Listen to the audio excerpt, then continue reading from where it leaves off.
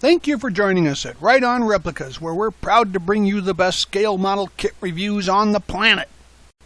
This review covers the Lost in Space monster scene with the Robinson family and their Chariot rover. It's a Polar Lights kit that was released in 1998, and you can still find these online or in the basement of your local hobby shop. It was released under the Playing Mantis Company moniker. Originally, it was an Aurora model, but was re-released by Polar Lights, and it has no scale to speak of, and the skill level wasn't noted back then. I would call it an intermediate kit, though, because there are some techniques that require some experience. Kit number 5032 in the old Polar Lights catalog is a simplistic kit, and it's made to represent a scene in one of the shows with the one-eyed monster throwing a boulder at the family and the Chariot vehicle from a rock. This is a small diorama depicting the Robinson crew of 5 people, the Chariot and the monster on a rock platform. The details are very basic, and you get about 50 pieces molded in white plastic and a small decal sheet of green tone windows for the Chariot. The kit's assembled in modules, the monster, the family, the Chariot, and the rocks, and then all assembled into one unit at the end. Parting lines and flash are pretty heavy, and so it's going to require some extra work and cleanup with some putty. Still, it's a great subject matter kit from a bygone era in TV entertainment. Overall dimensions when done, about 8.5 inches wide, 7 inches deep, and 11 inches tall. Here are the contents of the kit, and some people would call this an open box review, but they would try to pick up every piece and find some words to describe them, but that won't help you build the kit, will it? So you can see all these parts in just 10 seconds. Now, as always, we're probably going to use, for the most part, liquid cement for the parts to assemble, but sometimes some super glue. We'll call that out if needed. And as always, use the manufacturer's suggestions regarding safety to keep yourself safe while using any of the products you see here. Here are the decals for this kit, and as you can see, they're pretty simple, but they're well marked, and they go into place as shown. Now, you may also find it expedient to use some of the setting solutions available in the aftermarket to help these nestle in and stick to the model. Construction starts with the monster, of course, so assemble the arms and the body, and add the arms to the body, and then the feet as well, and then assemble the boulder. Now, take note that there's going to be some heavy parting lines here, so you're going to need to fill those with putty and then sand them smooth to get a good finished look there to make it look correct. Afterwards, I airbrushed the body with a flat brown and then hand painted a red brown for the head area, and hand painted the gray on the claws and the toenails. The mouth was hand painted red with white teeth, and the face hand painted light tan with a white eye and a black eyeball. The whole body was then dry brushed with some tan, and the boulder is gray and washed with a thinned flat black wash. Now get the parts out for the people figures and match all the parts of the people together, and then assemble each unit.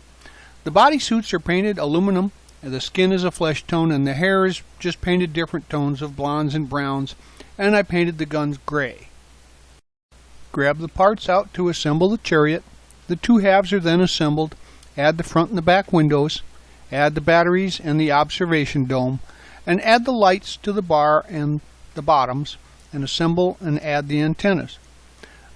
Now paint the tracks flat black with some gray wheels, and the Chariot is aluminum colored. The batteries are blue. Now we can add the decals. So place the decals on the sides of the Chariot, and you can use plenty of warm water to make sure that they float into place, but before you do that, cut them very close to the edge of the color areas to cut out any excess carrier that's on the edges, and make sure that they fit into the windows sections. So I also suggest you use some setting solution to put those into place, and then once they have dried, you can give it a clear coat to seal in the decals. Now we'll move on to the rock base, and you can do any variations of color you want. I painted the rock gray and then gave it a wash of thinner with some flat black pigment to give it a little definition. And the base is also gray. Now attach the rock to the base. Now you want to attach the monster to the rock base, and it might help here to use super glue, or you can also put a post in the bottom of the feet, drill some holes in the appropriate spot, and anchor that monster's feet there so that it's a sturdy model. Now we'll also be adding the family to the base in different positions, as if they're being surprised by the monster attack, and then we'll place the chariot on the base as well. Well, there you have it. Now this is an old kit, and it shows. Back then the molds were not really well designed to fit for things like these figures. It was pretty much left up to the filling and sanding skills of the modeler to make the figure look correct. But nowadays you could do some real improvements to this kit, and of course some figure painting skills would help. But I would also suggest that you could perhaps put some flocking on the monster to finish that off, and perhaps even buy one of the eye decals for a real effective looking mono eye there. Well, if you're a fan of the sci-fi series, TV series, this model will appeal to you, especially if you like the Lost in Space series, because this provides a great diorama model for display, and it does have room for detailing, like the chariot. With some extra work, you could cut out the windows and use the decals as a template for clear plastic replacements. And then spare parts from military kits could supply the interior, the tracks, and the external components.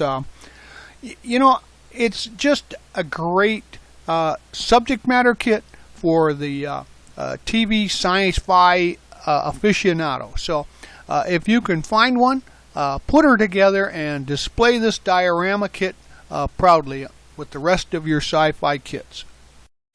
Well, we hope you liked this premium scale model kit review, and so that you don't miss any more, please subscribe to our YouTube channel. But you can find us on Facebook and at our website www.rightonreplicas.com. Thanks.